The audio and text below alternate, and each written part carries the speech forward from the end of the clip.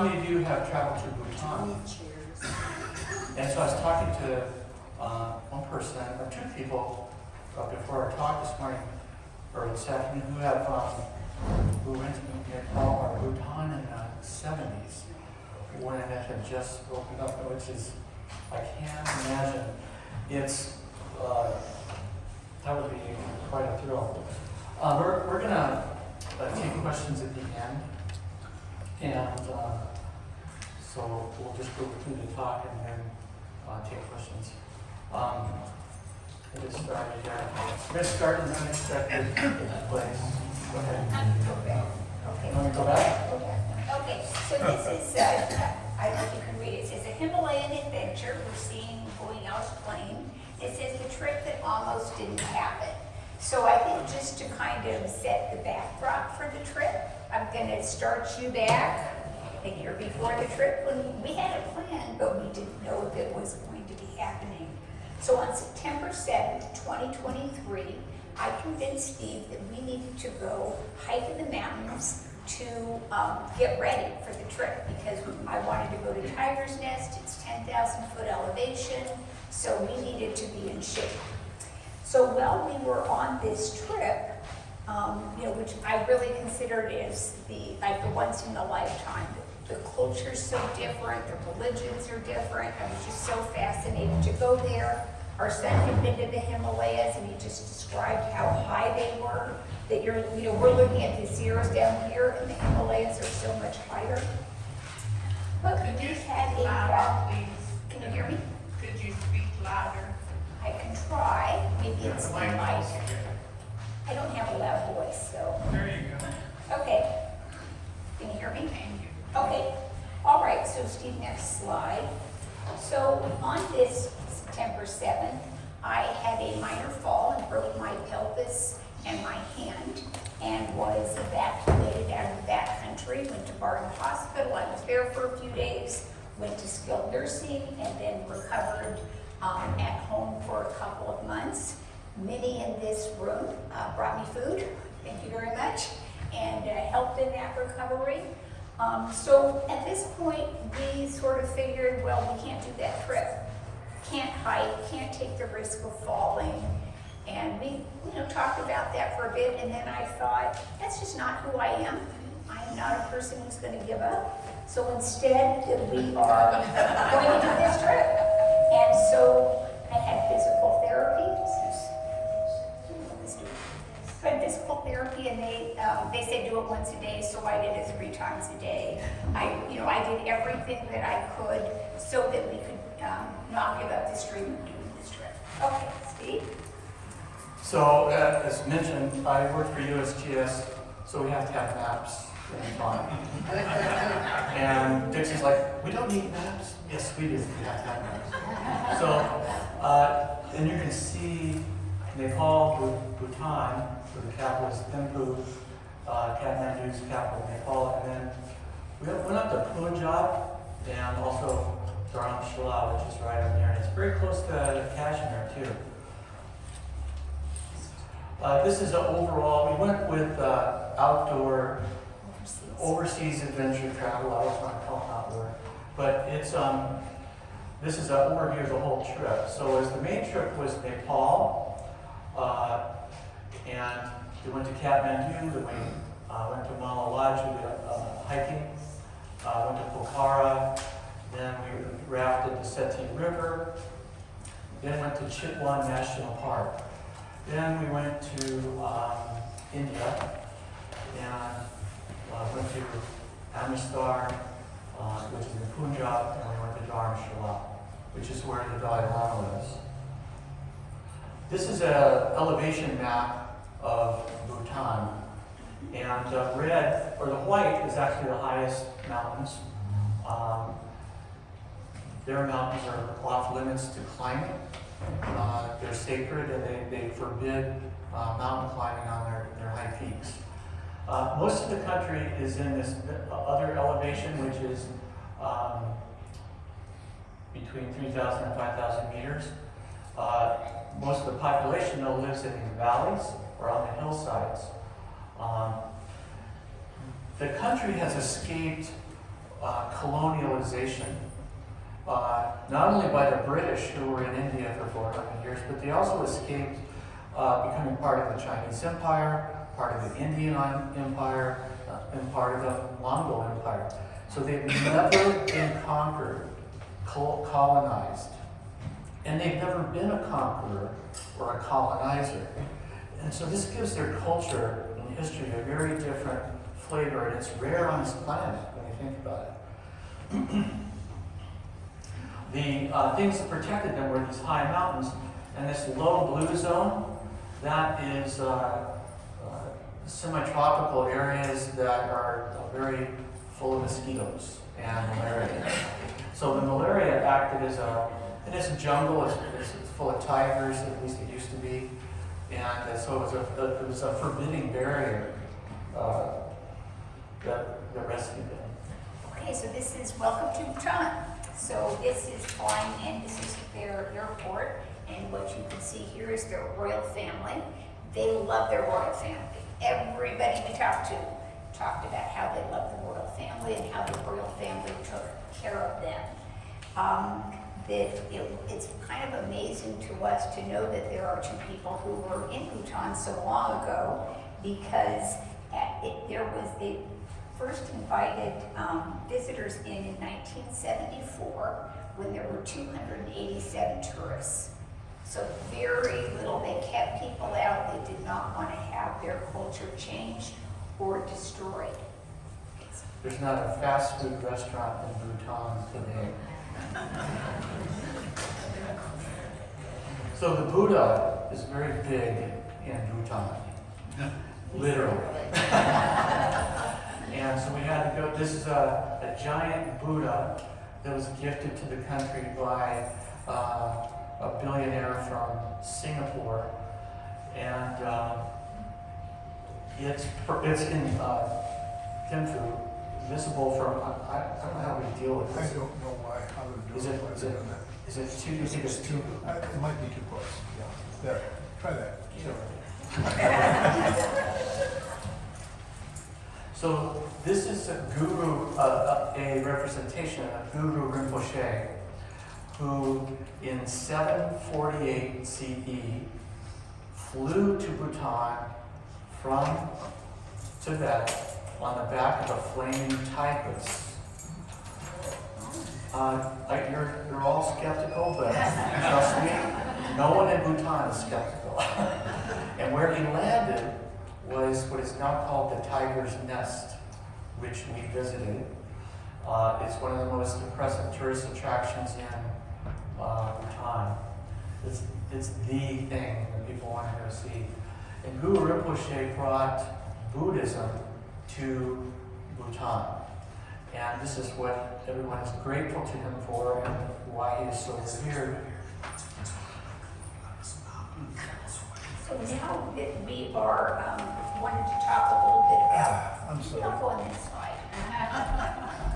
A little bit about the buildings in Bhutan, that there are traditional styles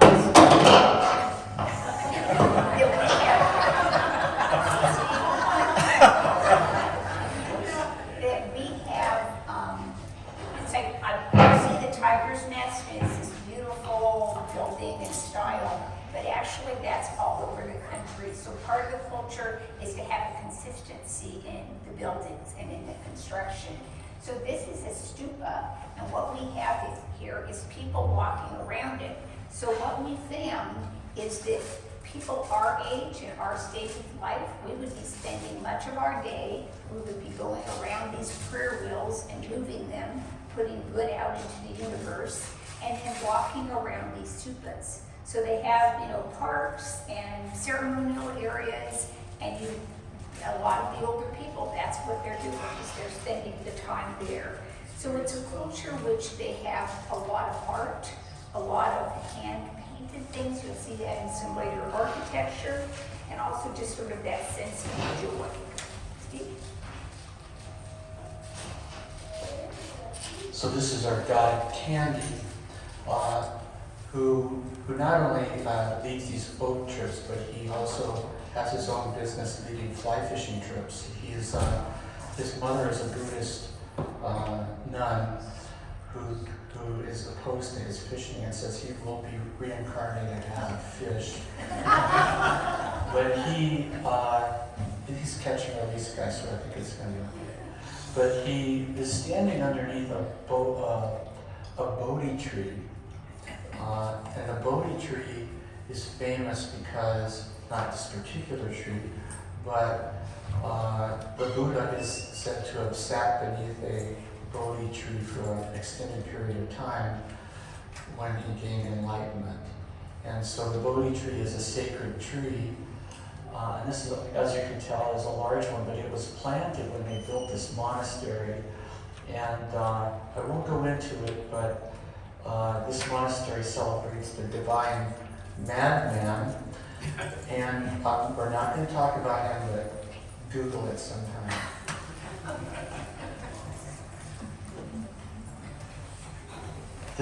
The iconography throughout the country is Buddhist. And it's true, this is true Buddhism. So what you see here in the middle of the circle are the three defilements pictured as the snake, the boar, and the bird. The bird represents greed, the snake represents anger, and the boar represents delusion or ignorance.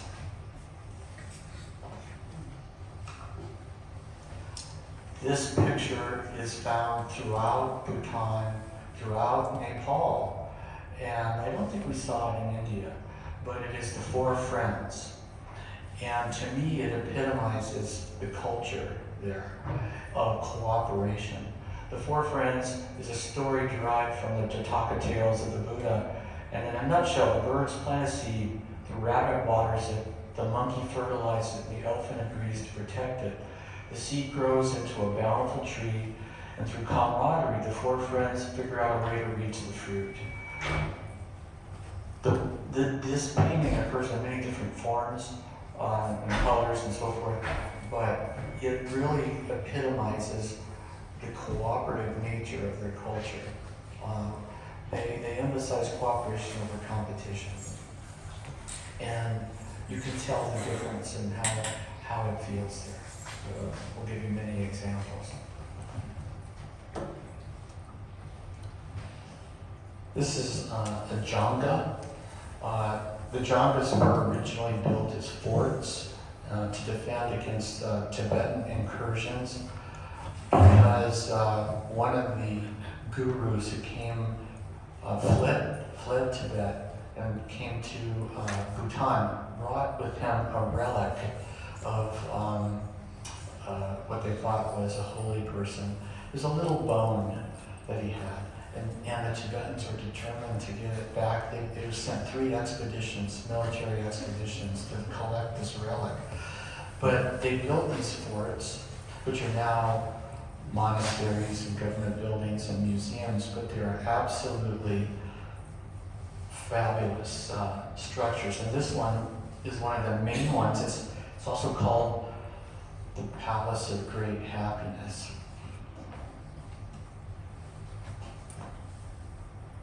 So in Bhutan, there were not any roads until 1962, and that people basically got around with walking, carts, horses, etc. And it's steep terrain, mountainous there, so primarily it was wilderness. So the few roads that are there are very narrow and twisty, so it's kind of like going up to Georgetown over 193, that kind of road, that is like throughout most of the country. I mean, other than the capital city and one other city where the airport is. So very twisty and windy, and it's to be expected that somebody will try to pass on one curve. Nobody's upset about that. That's just how, they haven't been driving that long. And everybody's pretty cooperative, and they just anticipate anything could be happening around the corner. So here, this is sort of representing a man and a boy out in the countryside. So in the capital of Thimphu, they thought that they would put in a traffic light, and the people would not have it. So they just ignored it. And so what they have is, so here you have the policemen, and they are out there and they're directing traffic. So there is not a traffic light in the country. They do things their way. There's also no road rage. We have an expectation here that people are going to follow the rules. And that makes us angry when people don't follow the rules. They expect the opposite, it seems. And Bhutan it is a mountain kingdom, literally. It has fabulous rivers there. It's got world-class rafting. However, I was surprised to kind of learn, it's at that latitude of Palm Beach and Mar-a-Lago. But it doesn't feel like that for so many, many reasons, a lot of which it has to do with their altitude, right? It's a lot colder than Palm Beach, but it rarely snows in the capital. So this is showing you the Paro Valley, which is where the airport is located. And Paro International is the only international airport in the country. And I was reading, before we went on our trip, I was reading this article early in the morning, the most technical and difficult airport in the world. And I thought, oh, let me click on that. Well, it was Paro. And the reason is because you have these high mountains that you come down, and then you have to come down very quickly and then come into the airport. So they don't go certain times of day because of the wind, because it would be too difficult. So there are only 50 pilots who are approved to fly in, and you have to fly in on instruments. You can't use, not without instruments. It has to be pilot control because it's so tricky. So when we did land in Paro, I thought, okay, we made it. I wonder about that, but it's a beautiful valley. Okay, so Bhutan has preserved its culture for the most part. So this is, we're seeing the traditional dress on the men and the women. The men wear what's called a go.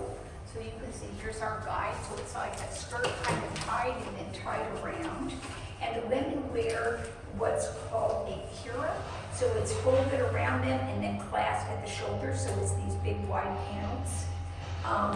And then you can see here the kind of some of the distinction of the architecture. These things are hand painted.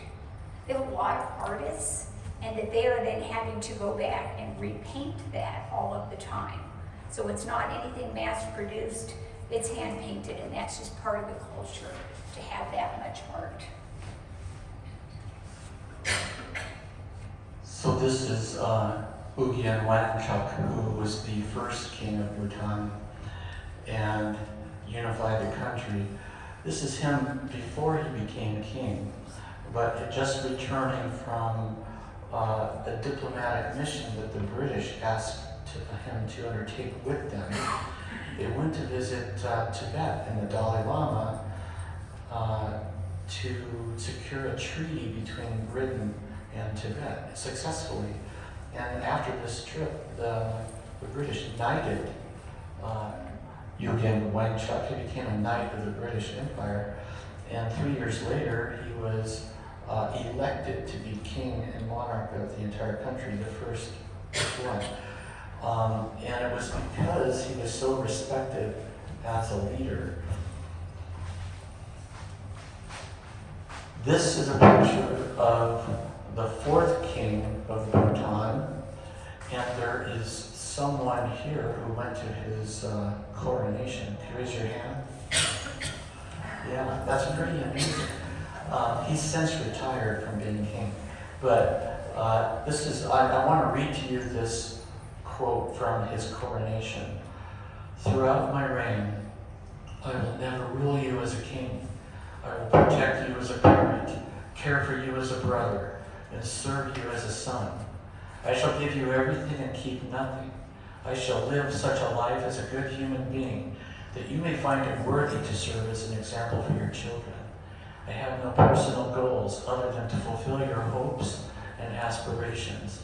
I shall always serve you day and night in the spirit of kindness, justice, and equality. Can you imagine that kind of leadership and what it inspires in the people? And he lives it. He did live it. I heard another story about him, and that is that he married 4 sisters. And at one time, this was kind of driving him crazy. I don't know why. And his chauffeur also had multiple wives, and he asked his chauffeur, "How do you deal with these multiple wives?" He said, and the chauffeur said, "Well, they all live in different towns." So the king built separate residences for each of his wives.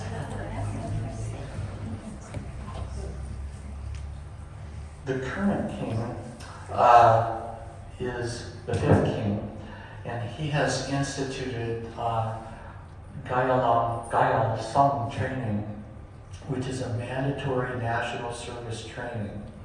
And it includes disaster response, military training, and other optional training that the youth can select. And it's after they have graduated from high school, they're eligible for this training.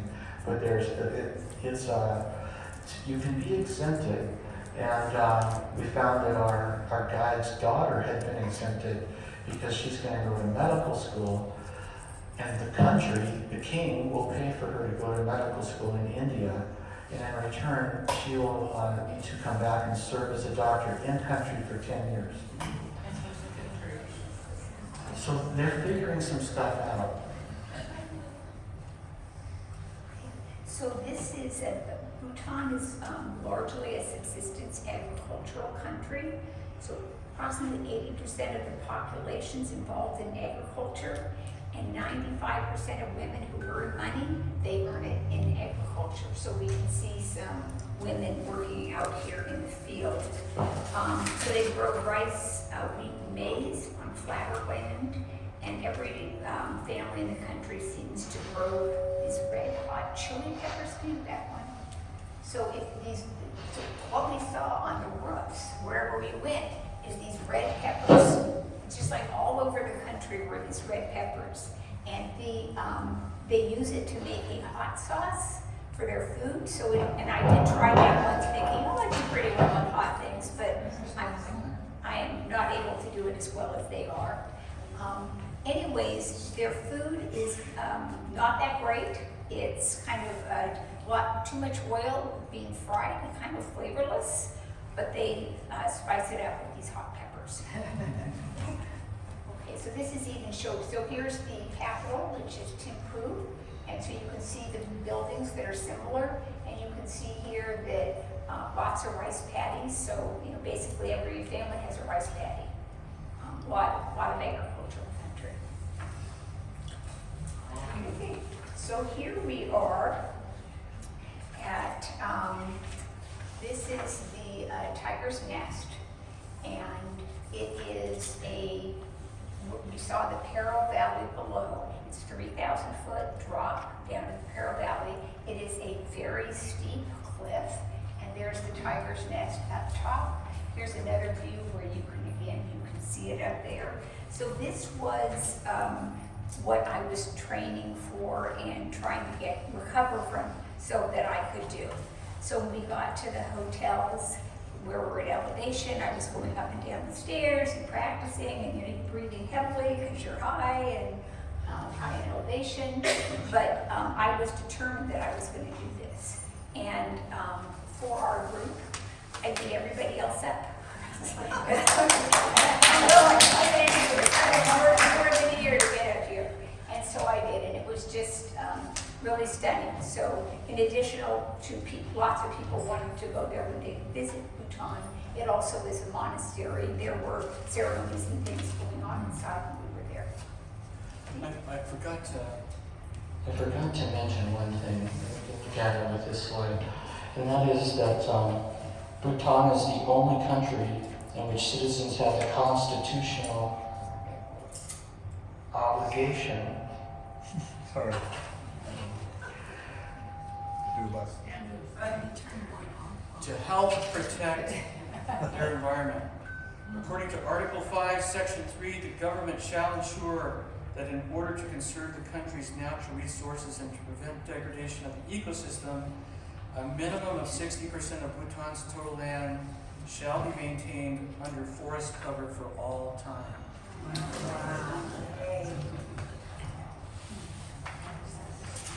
So let's go to Nepal. Yeti Airlines is a real airline. Yeti's not real, but the Yeti Airlines. But there is a Yeti National Park in Nepal as well. And so Bigfoot is alive and well in Nepal.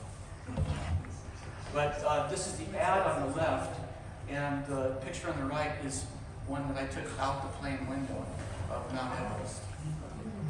So when you fly in Nepal, you get some really astounding views of mountains. So maps, we got to have maps. These are the elevation zones of Nepal. And 75% of the country is characterized by the steep Himalayan mountains. There are 4 distinct belts that compose the landscapes of Nepal. The most prominent region is the northernmost part bordering China, the Great Himalaya Range, which ranges from 14,000 to above 29,000 feet in elevation. This area is home to the tallest peaks on the planet. Then you have the mid-elevation range between the Great Himalayas and the Mahabharat Range, which consists of mountain ranges ranging between 8,000 and 14,000 feet in elevation, and that's where we spent some time. And third is the forested foothills of the Churya. And finally, the 4th belt on the southern border with India is the lowland fertile area known as the Tarai. And the Tarai is home to the oldest tribes in Nepal. And so both Nepal and Bhutan have had a lot of immigration through the millennia from Tibet. But they've also had some immigration from India as well. So the people in the highlands are more Tibetan, and the people in the lowlands more related to Indians. Okay, so in Nepal, the predominant religion is Hinduism with 81% of the population, and the second most popular is Buddhism. So as practiced in Nepal, they kind of meld together somewhat. You will see lots of decoration, deities who you pray to for good luck in the Hinduism, and Steve's already discussed the Buddhism. And everywhere you go is namaste. So every hotel, everyone you meet, so it's kind of like the Hindu yoga class. But that's what they say, everywhere you go is namaste. So the result of combining Hinduism with Buddhism is you don't get very good Buddhism. But Hinduism is the milieu into which the Buddha was born. And Hinduism is 3,000 years old. It's a very confusing religion to me. But one of the things you'll see that you won't see anywhere else is, so I've never seen a picture of the Buddha with a naked woman on his lap on the right.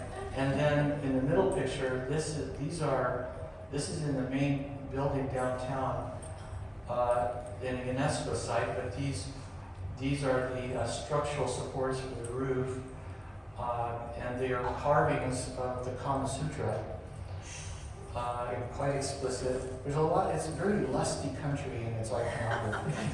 I'll just say that. Okay, so this is Kathmandu, which is the capital where we landed. And you can see the streets are busy, they're very colorful. And then this is one of the largest stupas in the country. And you can go in it, go around it, you see the eyes on it, and there's lots to do with the religion about this. See the next one? So Kathmandu is a pretty large city, 4 million people. this would look like there was really planning for the city.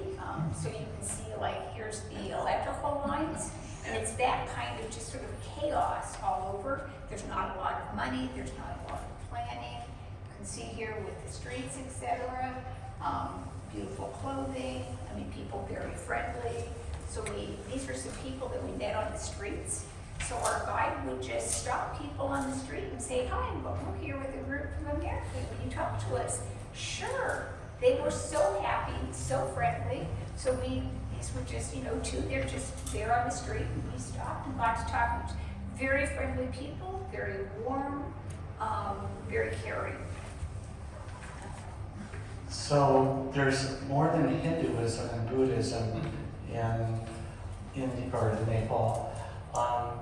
There is, and I have to read this because it's a little complicated.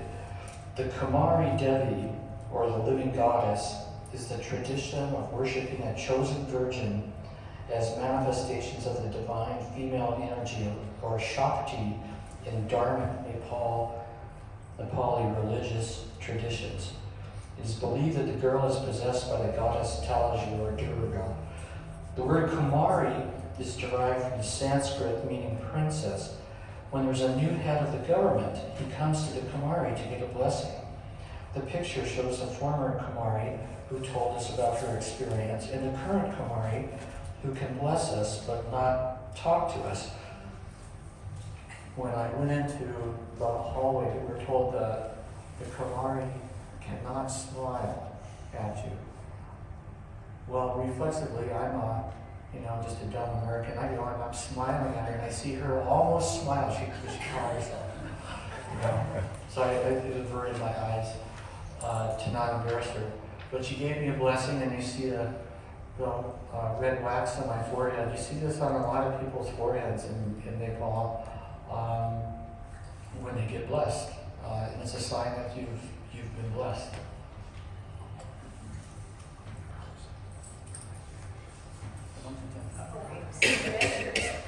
What's mine? That's your temple. Okay, I was afraid of these monkeys. But you can see in the background of Dickson, the monkey temple is on a hill above the city of Kathmandu, and you get a spectacular view of the whole valley and the city. They have lots of vendors up there selling things. We bought some interesting things up there, but it's really just overrun with monkeys, which are considered sacred, but they're aggressive, and they want food, they want treats, and so I didn't enjoy it that much. So we left Kathmandu, and we spent several days hiking on the Annapurna Trail.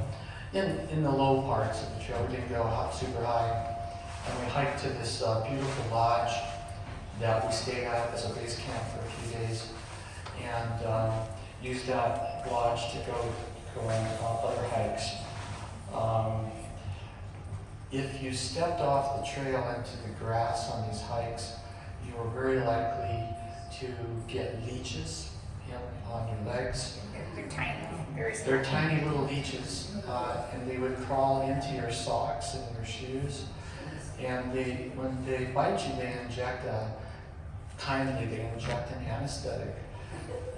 But also, in their own interest, they inject an anticoagulant, so you keep bleeding, but you don't even know it. So when you get done at the end of the day and you take off your shoes are filled with blood. But it's a nice hike. So Steve did get some of these bites. I did not. Yes. We didn't. So we met this fellow on the right who was an older gentleman who was going to his job in the mountains as a Sherpa. So we visited the Pataket village, which is very close to the lodge, and we got to see what village life was like. And there aren't very many men in this village, and Dickson will talk about why that is, but They were very happy to share their life and show you what it's like. We got a sense of what it's like to live in one of these villages. There are no grocery stores. These people grow all their own. Everything they eat, everything they share with you is something that they grew. So in Bhutan, we saw how people benefited from great government. We really cared about them. And in Nepal, we saw how people suffered when they'd had corrupt leadership. So the Rana dynasty, which ruled from 1846 to 1951, so just over 100 years, restricted access to education for all but the elites and their own families. And they did this so that they would not get any resistance to what they would do because the people were uneducated. They're still suffering from this because the people don't have the skills other than subsistence agriculture to care for their families. So they are, though they live out in rural areas, they want their children to go to school, and that takes money, and they want to have a cell phone. And that also takes money. They don't really have any ability to earn that. So as a poor country, there's not enough work available. So a large percentage of the population survive either through subsistence agriculture, and to get additional income, more than 2 million Nepali people, or about 10% of the population, seek work in other countries. So this is primarily the men that do this. So it's common for a small village to pool their money together to send a man out to go to a foreign country to earn money and then send money back to the village. So this is a gentleman here who had gone out for that village. But unfortunately for him, he was told he was having one type of work and where he would be going to work in a restaurant, and instead he was trafficked, and he was sent, and this is not uncommon, he was sent to do very hard labor to a point without medical care, without proper food, and so he got so ill that basically he was, at a point of, they thought he was going to die, and he was of no more use to them. So they sent him back to his village. He was never paid for what he did. And now he's in his 50s, he's in his village. He can't work because his health is so bad and he's so damaged. So what was wonderful about our tour company is that they hire him to tell us his story. And then they pay him because he's telling the story. And so he then gets his dignity of, he has a value to the community, and he's also able to contribute that money which he had gone out of the country to contribute. So it was very meaningful, but you really see what happens with that bad government, that lack of education, and that lack of opportunity. So here we are seeing some of the women in the village, that because so many men go out of the country, the villages are either it's women, children, and old men. And there weren't any young men other than the ones we just saw. So this is just, what they do. They do everything. It's subsistence living. They're very strong. One of the opportunities from the company that we work for we traveled with, is that they had the women carry our packs in for us. And we thought, so we can carry our packs, but they said no. They look forward to this because they can earn money, and there's almost no opportunities to earn money. So they were so happy to be able to do that, but they're strong, they're self-sufficient, and they just seemed, they're a community, they work well together, and they seem joyful. So these villages are matriarchal. Here is the matriarch here on this side, and then here are the women. And they work together and cooperate and basically make things work in the village. We were meeting with one of the matriarchs in her home, not this one, and she's also the village hooch maker. I thought, well, that's cheating, right? But she said to us that I asked her, how are you elected? She said, well, everybody meets one day and they vote. And I said, well, are the men voting? She said, no. No. It's all women. It's just women run the villages, which is, I think, why they're so well run. But the men run the country. So this is the view from our lodge that we stayed at. And the village, people live on these steep hillsides and terrace them and grow rice and millet and wheat. These clouds, these peaks were obscured by clouds for almost all of our time there. And at one point, the clouds are part and you see a peak. You think, is that a peak up there in the clouds, that snowy peak? And it is.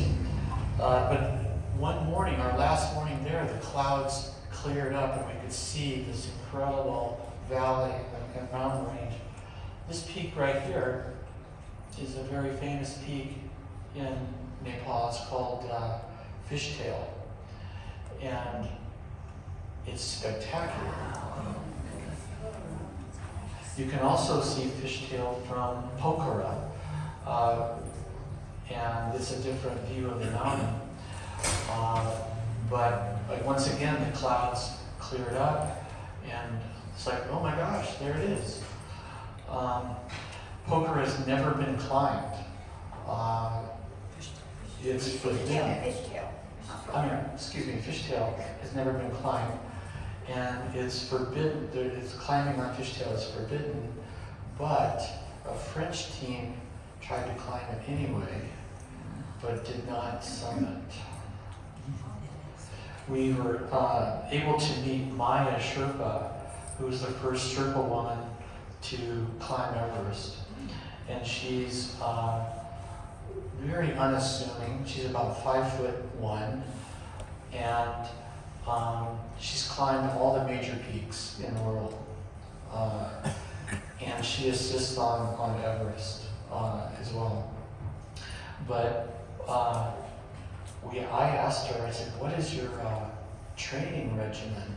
And she laughed and she said, I'm embarrassed to say I don't have one. And so she said that when she works on a mountain, you'll have all these mountaineers coming from around the world who've been training for a year for this climb. They're in incredible shape, they're great athletes often, and below 10,000 feet, she cannot keep up with them. Above 10,000 feet, they cannot keep up with her. She's born at 9,000 feet, and the aerobic capacity at high altitude that the Sherpas have is what gives them their unique high mountain abilities. And so, yeah, she does not look like a fantastic athlete, but she can outperform them at altitude. So, and she gave us a wonderful talk of her life. She's written a children's book to inspire young girls. So, our next adventure, we left the Annapurna, and we went rafting on the Seti River in Nepal. And if you look at this, you can see Steve here smiling, and he has a bandage on his leg. It's kind of bloody from his leech bite. And so this is going to have some significance later in the story, so remember this fact. So in Nepal, there are cattle roaming everywhere, and they, of course, poop and pee in the rivers. And that's a problem when you're going in there. Steve had the opportunity to put on a life vest and just float down. I chose not to do that. So he had a little more contamination in that, with just water getting in your mouth or getting in your leg from having been in a river like that. So after the river trip, and we stayed at a beautiful river camp on the Seti River for 3 days, which was just fabulous. It was probably my favorite part of the trip. The Tharu people, so after that we went to Chitwan National Park, which is down in the lowlands, and it's got tigers and rhinos and all kinds of interesting wildlife, several species of monkey. It's got a rare and endangered crocodile.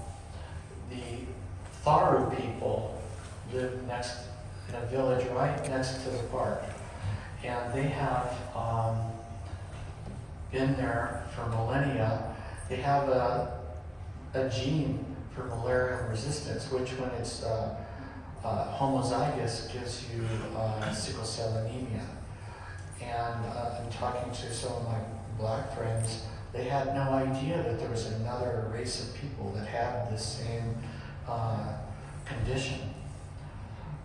This is a man repairing his fishing net, and the floats on the net were pieces of sandal, rubber sandal that they had cut into these pieces and assembled to the top, and the weights on the bottom of the net were like tire weights.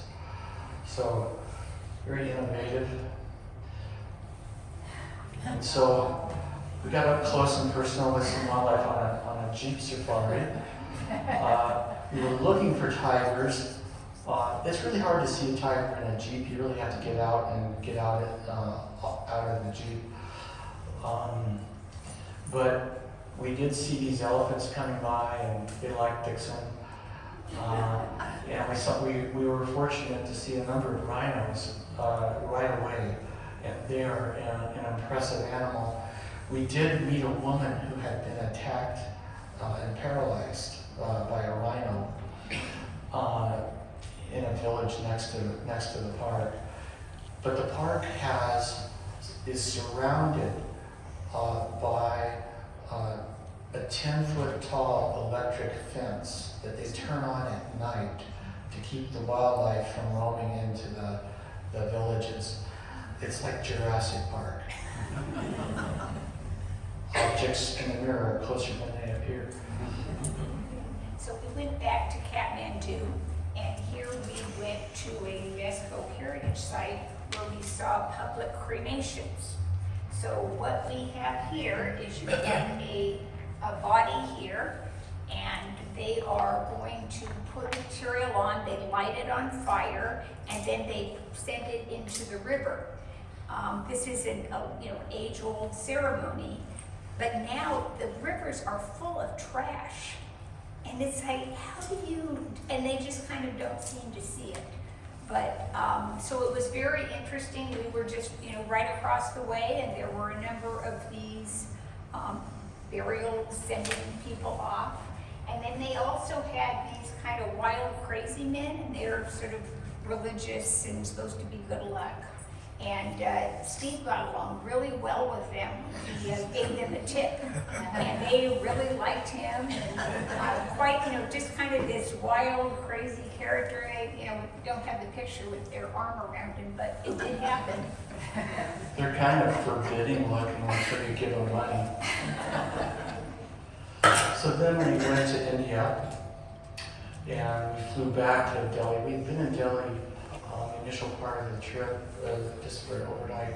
To get to Bhutan, you have to fly to India. There are no direct flights, they just go to Delhi from Bhutan. And so we've been there before, but the air pollution is the worst in the world, and it's at a scale that's just, I've been to Beijing at all times of the year. I've been to Beijing many times. It's bad in Beijing, but it's not like this. This is the worst I've ever seen in the world. We did ride in a tuk-tuk. The Sikh driver, I should say, he was sick too. It was crazy driving around in a tuk-tuk in Delhi. I recommend it. It's get your heart pounding. So the Indian food is fabulous. Of course, we went to this place called Quality, K-W-A-L-I-T, founded in 1840. It felt very colonial, and they had some fabulous cocktails and food. We visited the site where Gandhi had been assassinated in Delhi. He was at a friend's home. A wealthy friend had loaned him his home.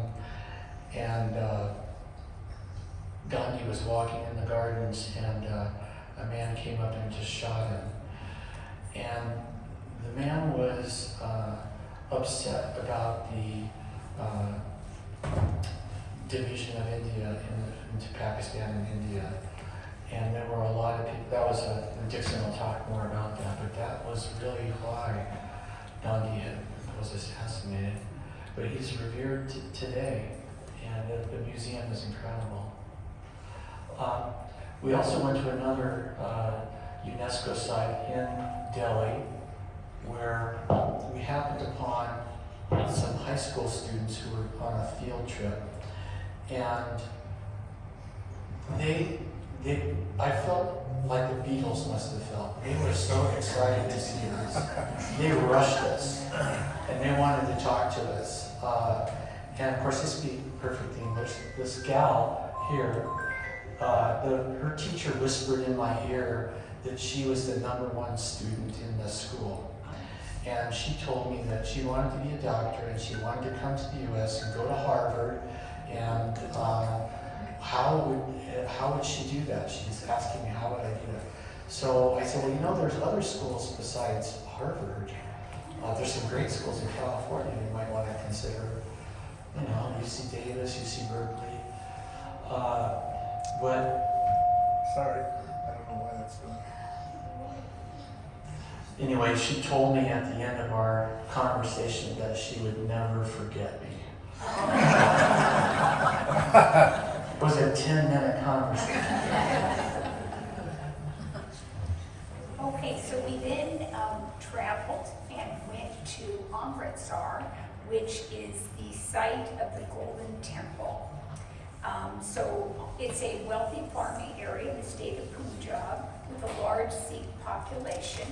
So most of us know about Mecca as a pilgrimage for Muslims, but I hadn't realized that the Golden Temple is the same for the Sikh religion. And so we came upon this. This is what it looks like at night. It is stunning. It is so beautiful. So the Sikh religion emphasizes living a principled life, which is in sharp contrast to the Hindu worshiping of all the gods, etc. So they have messages about right living, how to be a good person, how to be generous, so it's particularly beautiful at night. Steve did get to see it at night. He missed it during the day because he didn't feel well. So next slide. So as part of that generosity and caring for others, the Sikh religion, they provide a meal every day for 100,000 people. And so I thought it would be interesting for you to see a little bit of what that looks like when you serve 100,000 people. So I have more slides, but you can see this is where the plates, they're just rows of them because they have all of the plates and that they do through the dishwasher. Here are the pots where they're able to cook so much food, and then you have people and they just line up on the floor and they have their meal. And the Sikhs, they were so welcoming, to us, and they don't care what your religion is. You come here, they'll feed you. And that, it was really remarkable. And so it's done through people getting money through tithing and then also volunteering. And that's how they do that every day. Okay, so here again, Steve wasn't feeling well. So he took a nap, and I went, and this is all still in Amritsar, to the Partition Museum. And this was something I hadn't known that much about at the time.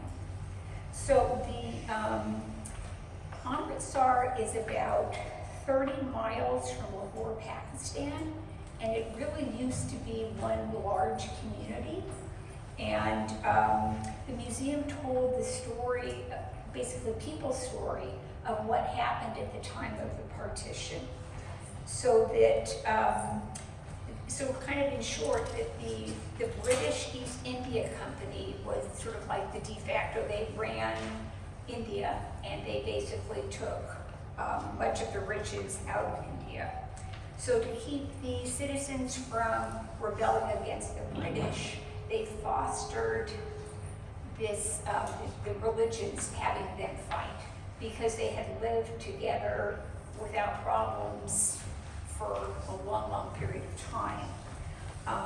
So they had basically, so starting in 1941 and then getting worse in 1943, there was a horrible famine in India. And it got to the point where there was nothing to take from India because the people were starving, they didn't have any food, all of these riches basically were not available. So the British decided that it was time to pull out. So what they did is they brought in a solicitor and they said that you have 60 days to draw the lines to divide the Muslim country, which would be Pakistan, from the Indian country. So he had no background on culture, no background on the area, the people, anything. So they just had him go in there and he drew lines. And then he got out of there and never went back because he would have probably been killed for that. So here people are, and it's divided, where you have, say, the people, if you're in an orchestra, half the people are, we're on one side of the line and half are on the other. And, these were your friends, they're the people you worked with. You have a dry cleaning business. Half are on one side, half are on the other. You're an employer. You have people that, you never thought about which religion and where they were. But it got to be people that didn't leave right away had a very hard time later. There were a huge number of killings there. Let's see, let me just find this here. So that basically there were 17.9 million people who were displaced from this partitioning, and that and a huge number which died from that process. That was over a million who died from that process. So and when you see the materials, the stories, it was just so powerful. And you also came to understand that someone who was older, because this was in 1947, somebody who was an older person that hadn't lived through that, they really would have suffered in terms of nutrition and health and going through such a horrible time. Okay, so this is, while we were there, we went to, they have a ceremony, so the relationships are tense between Pakistan and India, but one of the things that they do together is that they have the ceremony, so they have the divider, so you have the people from Pakistan come into India, a few feet, the soldiers, and then the ones from India go into Pakistan. They have, thousands and thousands of people, crowds, they've got cheerleaders, they're got, all kinds of stuff going on with their kind of country pride. So we went to see this, and then also at the border, and this was suspended in the last, recently when they've had, these concerns about not getting along, they stopped it for a while, they've started it again. But they also had a statue there, Steve, which I thought was really nice. So this is sort of the symbol of what they'd like to do, but they're not there yet. At this point, They had a shooting war in May, yeah. so they suspended the ceremony. Respectful. But it kind of, when you have that history of the partition, you understand it more as far as why it was so difficult there. So this is, why are the cows roaming the streets of rural India? Well, first of all, they're sacred. Secondly, people are poor. So if you have a bull, you don't want to feed it, so you don't have the money to feed it, so you just let it roam the streets. And then if you have a female, when they're no longer able to produce milk, you can't afford to feed that either, so you let it go. So they are everywhere. You like on the middle of the freeway. I mean, everywhere you go, there are just cows. You're driving and 6 or 7 cows in the middle of the road as you go through. They don't eat beef. Yeah, they don't eat beef there. And it's illegal to process beef in India now. So cows are everywhere. Yeah. So also, this is kind of this, going with this theme of, you come around a corner and you never know what you're gonna see. So it's like, here's this truck and here is all the hay. So it's, India, it's sort of the greenery of India that where, I mean, this is a rich agricultural area, but I mean, you'll see a family of 6 on a little scooter going on the highway. I mean, it's pretty crazy. Okay, so we are at Dharamshala, and this is where the Dalai Lama is in exile. Is this yours or mine? Okay, this is mine. Okay, so there's a large population of Tibetan Buddhists, about 100,000 in Dharamshala. The Indian government was very generous in providing space for them and welcoming them.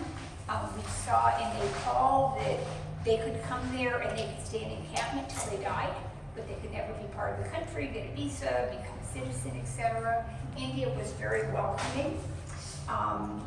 So the area where, so Dharamshala is where they say the Dalai Lama is, but actually he's up a mountaintop called, they call it Miklo Ganj, or Miklo for short. So he's actually, it's like 30 minutes away up high, and that's where we stayed when we were there.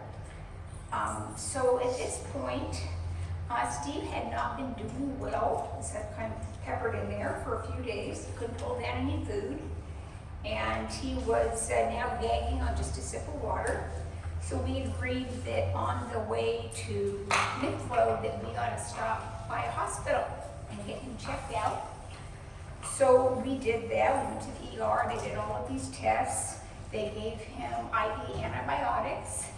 And we're kind of, it's like we're holding everybody up. We're, kind of like not sure what's going on. So after a couple of hours, we left, went to the hotel, and they say, if he's not better, come back.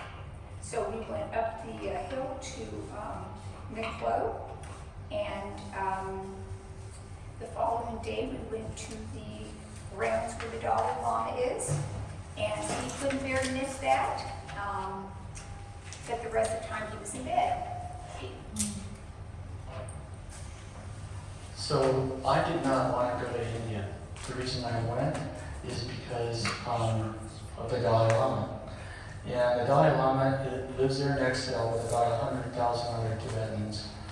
He left in 1959. This is a picture of him sneaking out of the country because his life was in danger.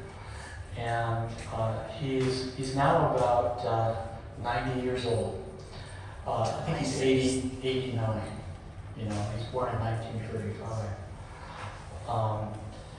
But this is from his current home, a picture of him with at his current palace in Dharamshala or Miklo. He is considered to be the reincarnation of the Bodhisattva of compassion. And he is all about compassion. He embodies compassion. So we were there at the time of Diwali, which is the celebration of light. So you've got firecrackers and fireworks. I mean, they really do it up much more than we ever do. And then also we have the mandalas here with all of the flowers. So there, we were invited to go to basically a compound, a camp, where there was a celebration. We had a member of parliament there that we got to talk to. Tibetan parliament, excuse me, thank you. And then there were also leaders from Tibetan groups all over the world that they were trying to keep their culture alive, so they were doing training for these people to go back and to create these communities all over the world. So that was wonderful to be able to do that. There also, we got to go to a blessing. So this is a time you get a blessing for prosperity. So the person who worked with he at the camp, that he was getting that blessing, so we got to go. So we, had the things on our forehead, and then we have a string. So I still have my string. It's supposed to help with prosperity. So hopefully it'll work. But it's still there from that time. Anyways, it was just wonderful. So we got back to the hotel that night. Steve had been asleep the entire time, but he said, oh, tell me all about the wall. I want to hear how things are going. And then that night, he started getting much worse. So he started getting a fever of 104, and then it would drop, and then he would shake, and couldn't control his temperature, and he could not eat, no water, or anything else. So I said, tomorrow, we're going back to the hospital. And here we are. There's Apex Hospital. So this is on a narrow 2-lane highway where cars go really fast because you're in India. It's not next to a store, it's not next to a restaurant, a bank, and nothing is walkable. So you're kind of like out there in the middle of nowhere. But Steve did get good care there. So this is Steve here, lying down, and over here there's a cot. So we had a private room in the hospital. And so the question for me is, I went back, packed our things up at the hotel, and this was the day we were supposed to fly home. So are we flying home or not? And so I tried to contact Steve at night. He never got back to me. So I finally heard from him, and his dissolved oxygen had been at 70. So they had put him on oxygen in the hospital. And so I went to the hospital to see, will we fly today or not? And so the doctor didn't want to tell me as a white American that I couldn't do anything. So I said, well, should he fly? He goes, well, maybe he can. And I said, okay, if it was your wife, would you have her fly or would you have her stay here? He said, I'd have her stay here. I said, okay, that's it. So the group went on, and we are now out in the middle of nowhere, no groupies because we thought we were leaving that day, and no, not really access to food or anything, but we have a cot, and Steve is there in the hospital. So what India lacks for equipment and technology, they make up for in people. That there are so many people, and it is their honor and privilege to take care of you. And that is very heartfelt for them. So to get Steve's fever down, they couldn't get it with drugs. So these 3 nurses, they go like for an hour at a time, and they just put cool cloths on him. And that was the only thing that worked. And it really was kind of healing by love as much as anything else there. So it was very impressive on that. So when I described that, not really access to food or anything. So this is where I got to eat. This is the snack bar. And to the side here, it's open, so you have the cows walking around out here where you're eating. And so basically you could get like chips, peanuts, etc. I then kind of befriended other people who had their family members there. They had that in the back once a day. It's not on the menu, but you could get like a kind of a simple kind of something else to eat. So that helped out later. But this is where I was living. So basically we're a 4 or 5-star hotel to here I am. But one of the things that I came to appreciate, so that Steve, as he got sicker, he had an evening where he had internal bleeding and was in very, very bad shape. So I went down the hall and discovered that was the ICU. And I said, I need help. 4 doctors were in there within about 3 minutes. They analyzed what was going on with him. They said he's stable, okay for the night, needs to go by ambulance, need to get some more tests, etc. So we did that, had a number of procedures, and in time, he got better. And they called him the miracle patient because they didn't think he was going to make it. But he did, and he pulled through, and in large part that was because of the loving care that he got. So here is one of his nurses, Siri, who was quite the character, and we just loved him. And so when Steve got better, he started talking to the nurses and saying that he was a Buddhist, and the reason he came to India is because the Dalai Lama was there, and that he would love to, get a blessing from the Dalai Lama. And they said, you should tell Dickson to go get one for you. So I know he's finally better. The first night I start to get some sleep. And they come in and wake me up early to say, oh, Steve wants to talk to you. It's like, oh, well, this is progress. So I go, and they cooked up this plan that I should go, it's about 30 minutes by taxi up the hill, past all the cows, etc., going to Miklo, and that I should go to them and say, the nurses from Apex Hospital said that to ask for a blessing.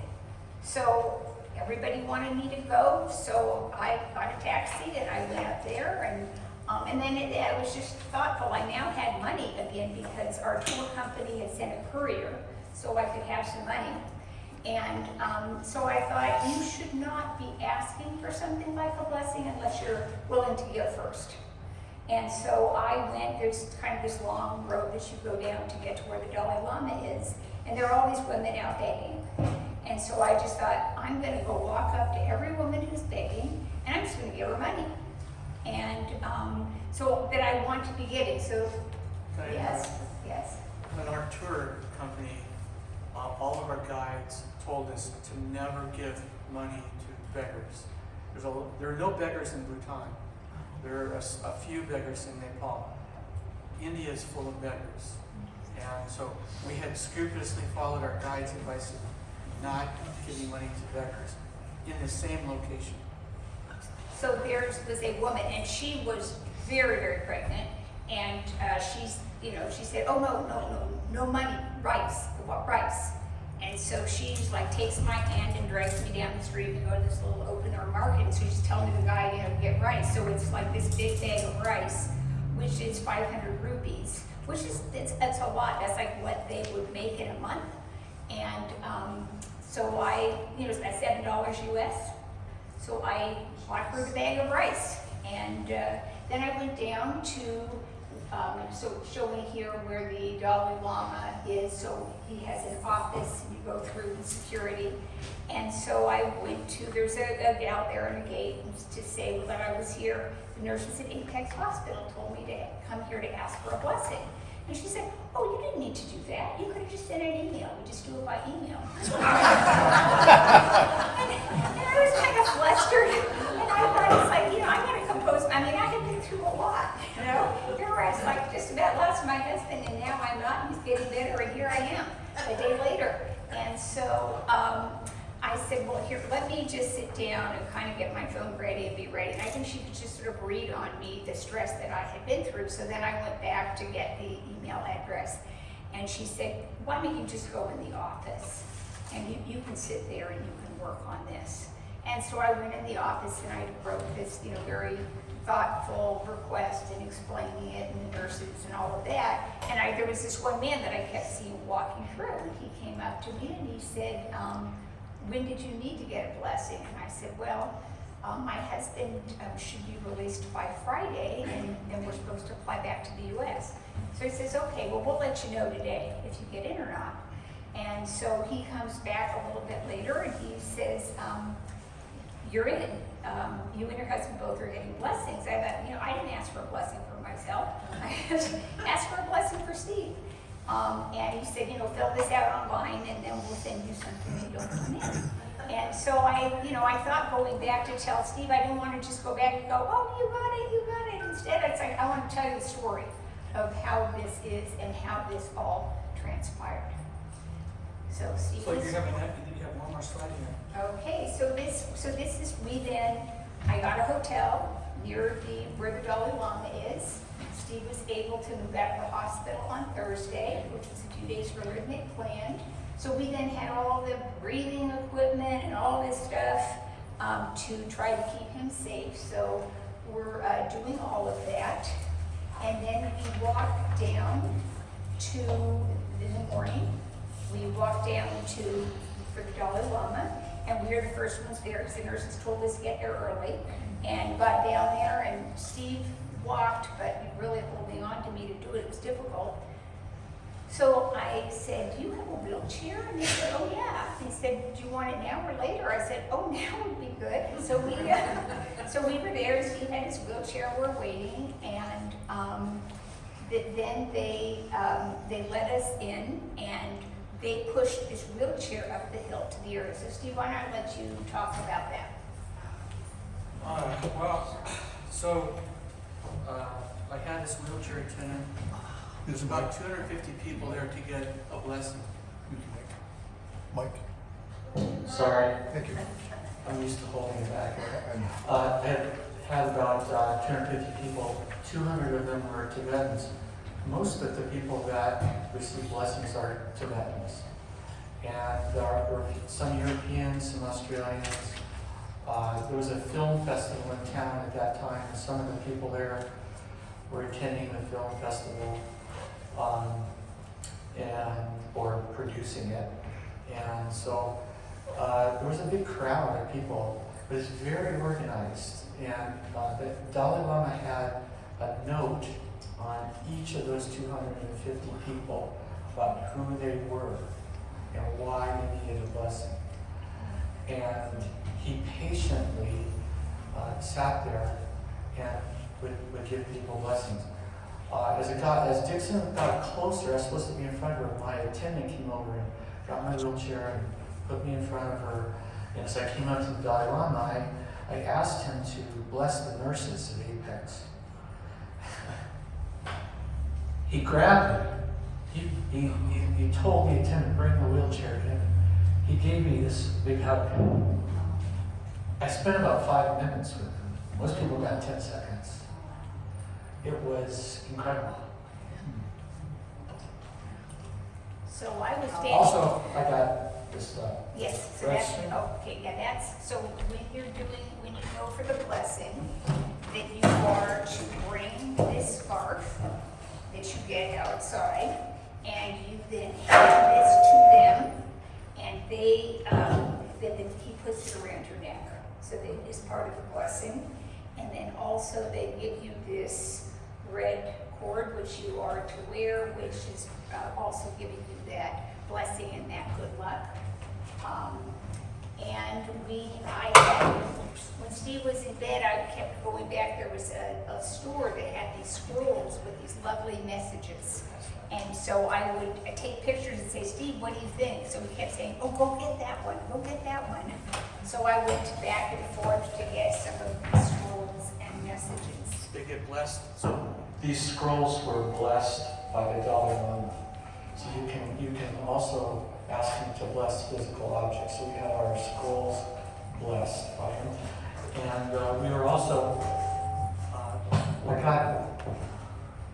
I don't know what to do with this, but it's holy water blessed by the Dalai Lama. So I've been saving it for a special occasion. So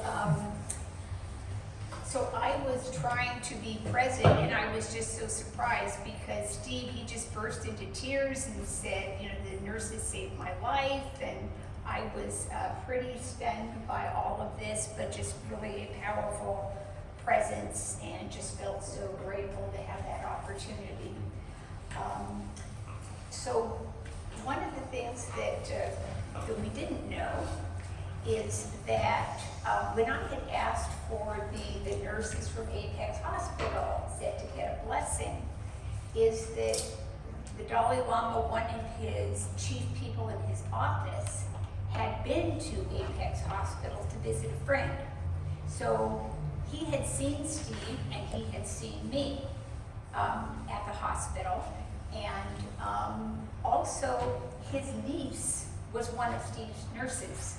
So that was kind of the cue of take care of these people, that we're sending them because they are at Apex Hospital. So I had to return to the hospital to get clearance to fly. Our insurance company would not approve our flight, our new flights.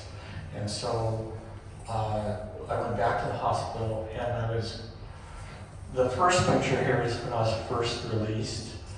And you can see how I felt like a celebrity, but the whole staff were just so supportive of me. And then when I came back, they were so excited to see me and hear about the Dalai Lama, because they all knew I was going to see the Dalai Lama. So when I came back, word went through the whole hospital, and all the nurses came down to see me. And sitting next to Priya here, And Priya was sitting next to me and she said, "I'm your favorite, right?"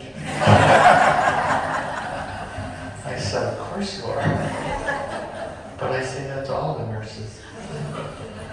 And this is Maya, who's another one of my favorites. Maya's uncle is this man, Tenzin, who is in charge of appointments with the Dalai Lama.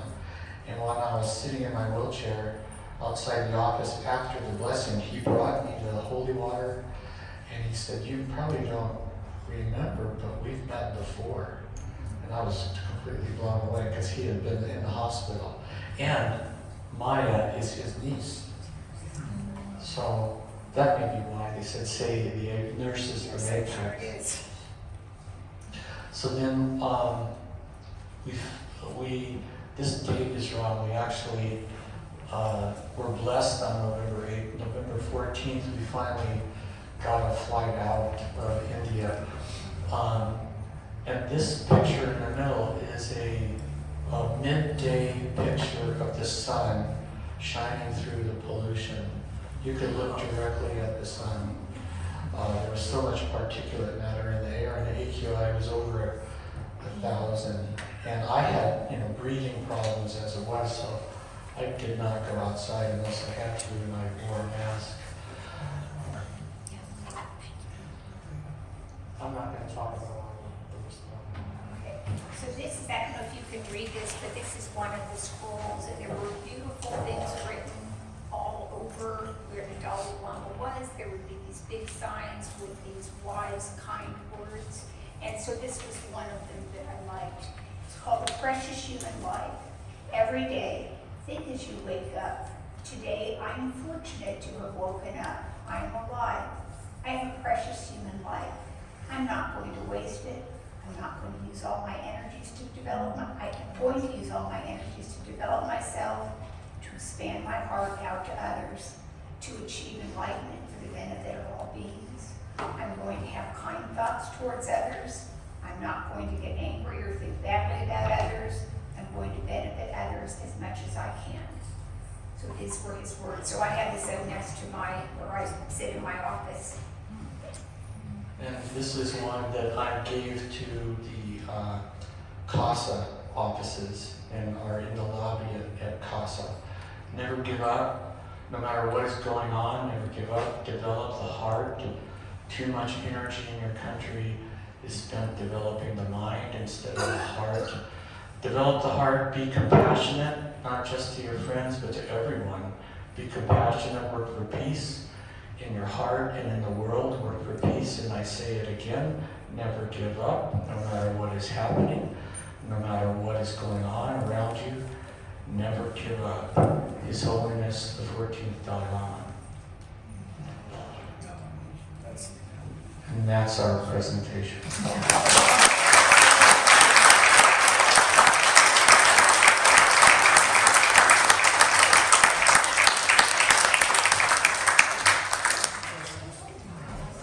Are there any questions?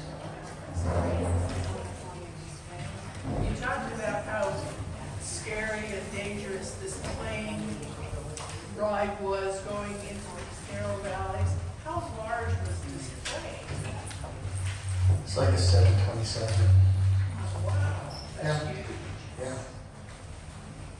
Were you concerned about low laws being available for air traffic control? No concerns. No, well, it doesn't matter. It's out of our control, really, once you buy the ticket. Okay. Let's see, I think it was Bhutan you said that all the men were gone. No, Nepal. Nepal, okay. And they sent money back, but they were self-sufficient with no grocery stores? What was the... Well, they have enough to eat, and the basic necessities, but they can't buy they have no money, so they can't participate in the economy of buying or things that they want to buy, like cell phones. Okay. Literally, these guys are risking being human trafficked to buy a cell phone. Yeah. Yeah. we have it so good. Right, understood, yeah. And that was one thing at the hospital there, that I may not have had much food. I may, and certain things like getting toilet paper was very difficult. But I had a cot in a room, and the other people who were there visiting their relatives, there was a bench, and they would take turns sleeping on that bench, because that's what they do if you have a relative in the hospital. You're there with a vigil for them. So I think it really helped us to appreciate what we have. Do you have to get a diagnosis? Yeah, I don't think we said what it was. So when I got back, did I get a diagnosis? Is the question. In India, they thought it might be dengue fever, and I was bitten by mosquitoes, which carried dengue fever. I was bitten in Chitwan National Park. But my doctor did a bunch of tests on me here. He went through all of my medical records and from there that I brought back, and he did dengue fever antibody testing. He's like, it was too low to indicate I was infected. So, but he does think I had instead leptospirosis. And leptospirosis is obtained through contaminated water in open wounds or if you swallow the water. And I did both in the Seti River.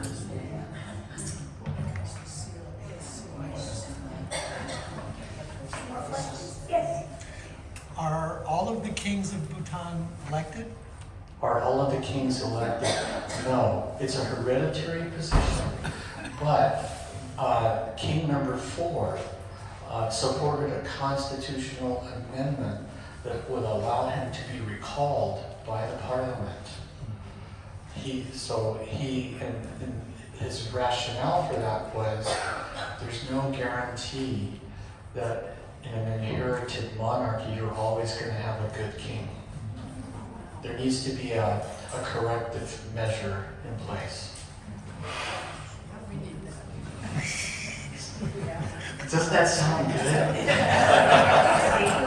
All right, if more questions, or if you want to come talk to us. Oh, yes. I wanted to refer back to the Sherpa woman who was such a climber. Maya, is she the one who has climbed Everest about 12 times? Yes. Oh, okay, because there's some great documentaries out there. Yeah. She wanted to know if Maya was the one who had climbed Everest 12 times, and she's climbed it more than once. Okay. If you have questions you want to come ask us, you can do that too.